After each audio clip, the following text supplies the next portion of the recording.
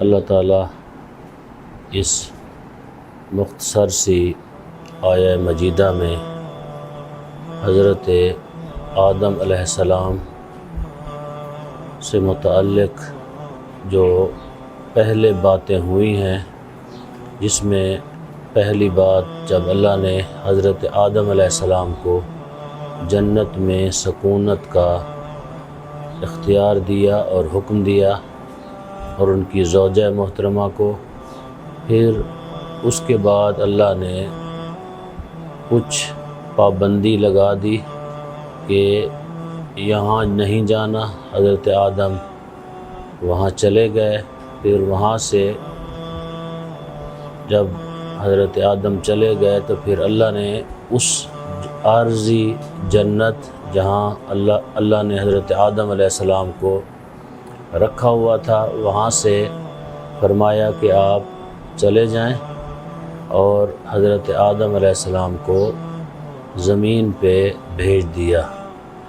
آج اس مختصر سی آیت میں اللہ تعالیٰ حضرت آدم علیہ السلام کو طریقہ بتلا رہا ہے توبہ کرنے کا، اور اللہ نے وہ کلمات بھی حضرت آدم علیہ السلام کو خود تعلیم فرمائے۔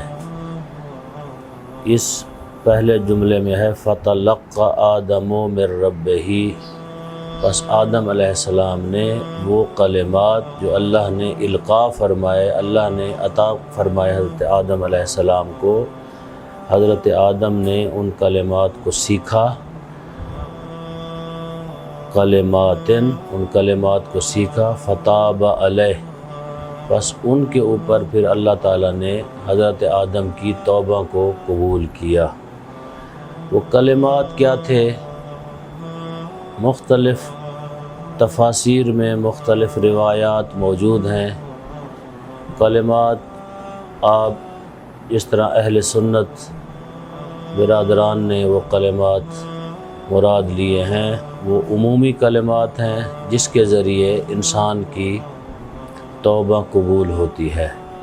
بعض خوش عقیدہ اہل سنت نے اس سے آگے جا کر کچھ اور کلمات بتائے، جس طرح اللہ تعالیٰ کے اسماء حسنہ، ان کا تذکرہ کیا۔ ہمارے ہاں ہم کسی سے اس عنوان سے اختلاف نہیں کرتے کہ وہ کلمات جو بھی ہوں حضرت آدم علیہ السلام کو اللہ تعالیٰ نے تعلیم دیے، اور حضرت آدم علیہ السلام نے ان کلمات کے ذریعے توبہ کی، اور حضرت آدم کی توبہ قبول ہو گئی۔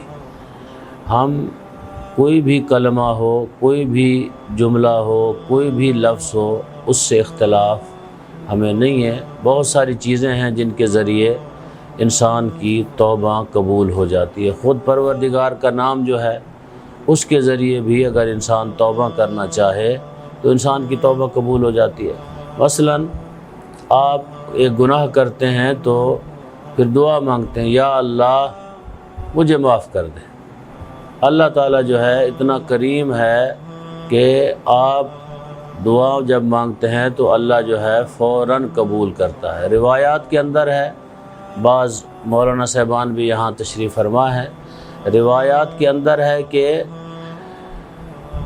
اللہ تعالیٰ جو ہے اپنے فرشتوں کو جب انسان گناہ کرتا ہے تو 3 دن تک یہ گناہ نہیں لکھا جاتا، مہلت دیتا ہے، آج آ جائے گا، کل آ جائے گا، پرسوں آ جائے گا۔ جب انسان نہیں آتا تو پھر حکم ہوتا ہے کہ ان کا ایک گناہ کیا ہے، ایک گناہ کے بدلے میں ایک گناہ لکھا جائے۔